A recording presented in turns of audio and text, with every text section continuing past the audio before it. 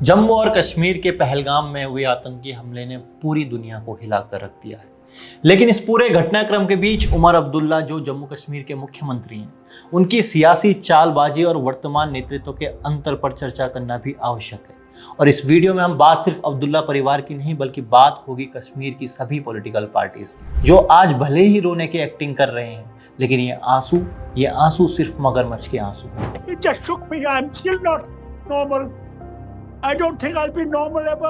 What they have done. नमस्कार, मैं अभिषेक, आप देख रहे हैं द पैम्फलेट। दोस्तों, पहलगाम हमले के बाद जम्मू कश्मीर के मुख्यमंत्री उमर अब्दुल्ला क्या कहते हैं? वे कहते हैं कि पहलगाम में हुए आतंकी हमले के बाद घाटी से मेहमानों का पलायन देखना दिल दहला देने वाला है, लेकिन साथ ही हम पूरी तरह समझते हैं कि लोग क्यों जाना चाहते हैं। हालांकि उमर अब्दुल्ला ने बताया नहीं कि लोग क्यों जाना चाहते हैं, हम बताते हैं। उमर अब्दुल्ला की पार्टी के सांसद ने कुछ समय पहले कहा था कि कश्मीर में ये टूरिज्म कुछ और नहीं बल्कि बाहरी लोगों द्वारा एक कल्चरल अटैक है। जी हाँ, नेशनल कॉन्फ्रेंस का सांसद सैयद मेहदी कहता है कि अभी जो हो रहा है, जिसे पर्यटन कहा जा रहा है, मेरे विचार में ऐसा नहीं है। यह एक सांस्कृतिक आक्रमण है और योजनाबद्ध तरीके से हो रहा है। इसके तहत जानबूझकर पर्टिकुलर एक्टिविटी के लिए खास ग्रुप के लोगों को लाया जा रहा है, जिसका उद्देश्य यहाँ का माहौल बिगाड़ना। ये खास ग्रुप के लोग यानी हिंदू। आज जब आतंकी हिंदुओं का धर्म पूछकर मार रहे हैं, तो उमर अब्दुल्ला कह रहे हैं कि दुख हो रहा है, लेकिन अब बात निकली है तो फिर दूर तलक जाएगी। बात फिर इस पर भी होनी चाहिए कि कश्मीर में हिंदुओं के खिलाफ इस घृणा के पीछे अब्दुल्ला परिवार की भूमिका क्या रही। दोस्तों, उमर अब्दुल्ला जम्मू कश्मीर के मुख्यमंत्री हैं। जनता ने उन्हें चुना है। मान सकते हैं कि एक केंद्र शासित प्रदेश के मुख्यमंत्री होने के नाते वे कहकर जिम्मेदारी से बच सकते हैं कि सुरक्षा का जिम्मा उनका नहीं है। ठीक है, लेकिन जिन हालातों के लिए कश्मीर में ये सुरक्षा बनानी पड़ी, क्या वे उसमें अपनी भूमिका को नकार सकते हैं? थोड़ा इतिहास के पन्ने पलटाएं तो पता चलता है कि साल 1950 और 1960 के दशक में ये शेख अब्दुल्ला ही थे जिन्होंने उस दौरान कश्मीर में अलगाववादी भावनाओं को बढ़ावा देते हुए जनमत संग्रह की मांग शुरू की। आतंकवाद का ग्राफ 80 के दशक में तब सबसे अधिक बढ़ गया जब फारूक अब्दुल्ला मुख्यमंत्री थे। इसी दशक में कश्मीर में कश्मीरी पंडितों का नरसंहार हुआ और लाखों हिंदू पलायन करते हुए चले गए।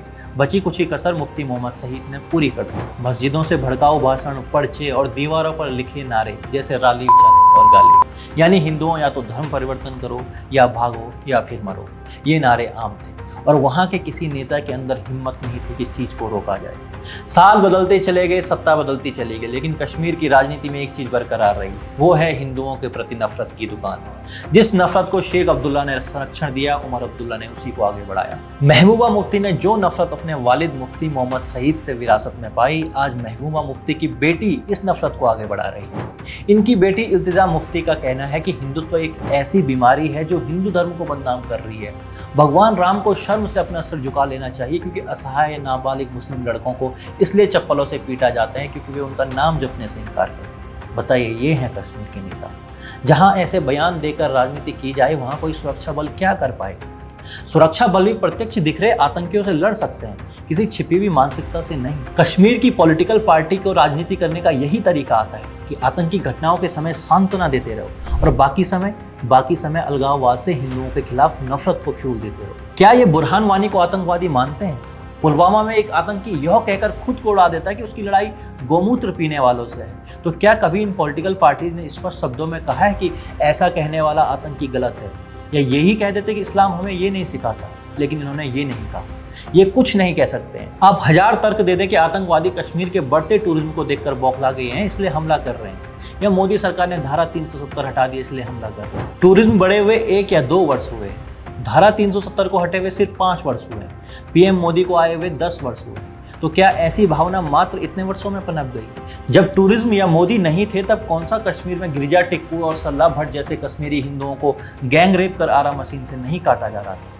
इसलिए जिम्मेदार है तो सिर्फ एक सोच।